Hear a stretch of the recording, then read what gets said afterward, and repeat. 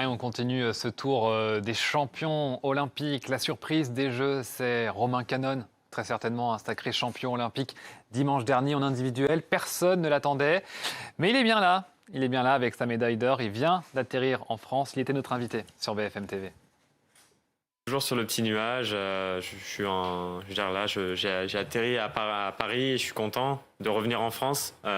Rien que l'avion, revenir en France, on sent l'ambiance, un peu plus l'équipe française qu'on n'a peut-être pas eu au village, à Tokyo au JO parce qu'avec le Évidemment. Covid.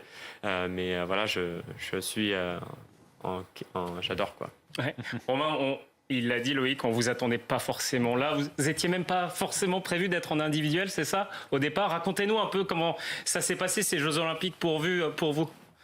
C'est vrai que en fait je devais pas faire les indives. Alors je devais faire l'équipe, mais c'est vrai que je devais pas faire l'indive. Mais bon après on s'entraîne pour gagner des médailles, surtout en France.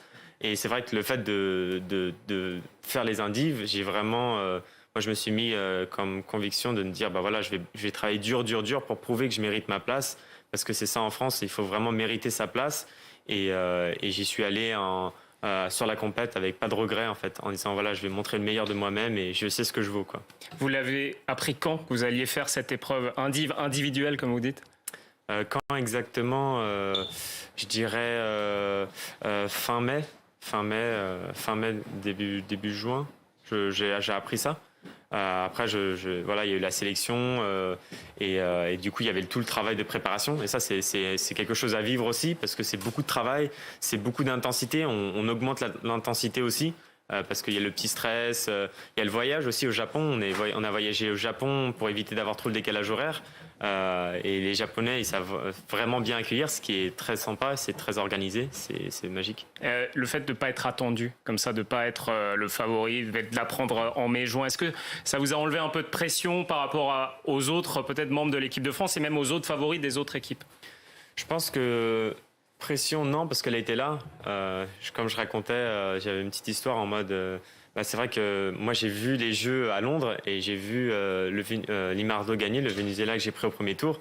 Du coup, la pression elle est là. J'admire ces joueurs, voilà, j'avais peut-être l'effet de surprise où on m'a peut-être moins bien analysé qu'un autre tireur. Votre vie, elle a changé là depuis une semaine. Les sollicitations, le public, les messages, j'imagine, nombreux. Oui, alors j'ai pas eu le temps de répondre à beaucoup de gens parce que je me concentrais sur les équipes. Du coup, maintenant, je vais commencer à prendre le temps de remercier tout le monde qui m'ont envoyé des messages. Après, c'est vrai que sur un point de vue elf, c'est vrai que je dors beaucoup moins. Alors ça, il faudrait que je commence à redormir un peu plus. Mais sinon, ouais, c'est vraiment un autre environnement et je suis très fan de ce qui m'arrive et je pense que ça me donne de la confiance pour le futur. On a beaucoup entendu dans vos interviews de nos envoyés spéciaux le terme « aucun regret ». Vous l'avez même dit là il y a quelques instants. C'est vrai, c'était vraiment votre leitmotiv durant ces Jeux, vraiment, ne rien regretter. Oui, et je pense que c'est un beau... je pense que...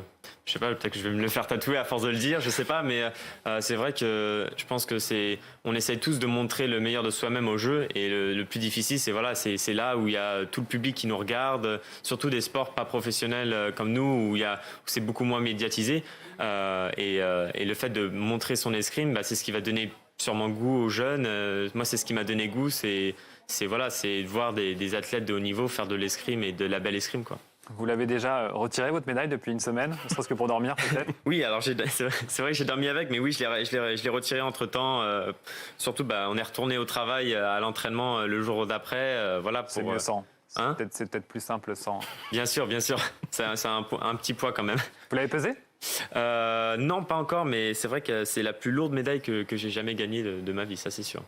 Justement, ces Jeux Olympiques, vous en avez parlé, c'était même 5 ans après les derniers. Être prêt le jour J, vous avez peut-être réalisé le meilleur escrime de votre vie le jour J. C'est assez dingue, non? Ça c'est dingue, ouais. Ça c'est vrai que c'est dingue.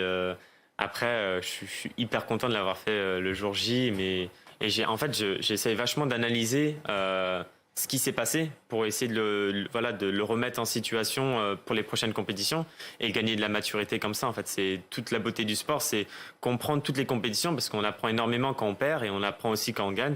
Alors plus quand on perd, mais c'est vrai que j'essaie de me rappeler, ok, quelles étaient les sensations, le rythme. On vous sent très calme, pas spécialement dans l'euphorie. C'est quoi? C'est qu'elle est retombée ou c'est que vous pensez déjà à d'autres projets, à d'autres échéances? Là maintenant? Ouais. Je pense que c'est le décalage horaire et le fait de ne pas avoir beaucoup dormi. Okay. Mais non, après, c'est vrai que mon premier match, c'était là où j'avais senti plus d'intensité, de stress. Mais là, je suis vraiment juste en admiration, pas admiration, mais je savoure tranquillement en fait. Vous l'avez gagné en individuel, il y a eu les compétitions par équipe, mais vous avez aussi dit à la fin de votre journée que vous remerciez toute l'équipe. C'est un travail d'équipe aussi. Ouais.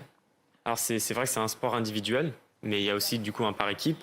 Et en fait, c'est tout un collectif. On est 12 à l'INSEP. Et moi, c'est mes 12 meilleurs amis. Je veux dire, je passe mes journées avec eux. Ils me connaissent par cœur. J'ai même des surnoms grâce à eux. On fait les voyages ensemble. Hein? On peut les connaître, les surnoms? Il y a le fameux panneau pour Peter Pan. Voilà. Du coup, c'est pour ça. Et eux ont toujours su me lever en fait quand ça allait pas bien. Et on a tous une traversée dans le sport. On a tous une traversée dans le désert. Et il faut savoir l'assumer d'où on vient. Et ça, il faut pas l'oublier, quoi.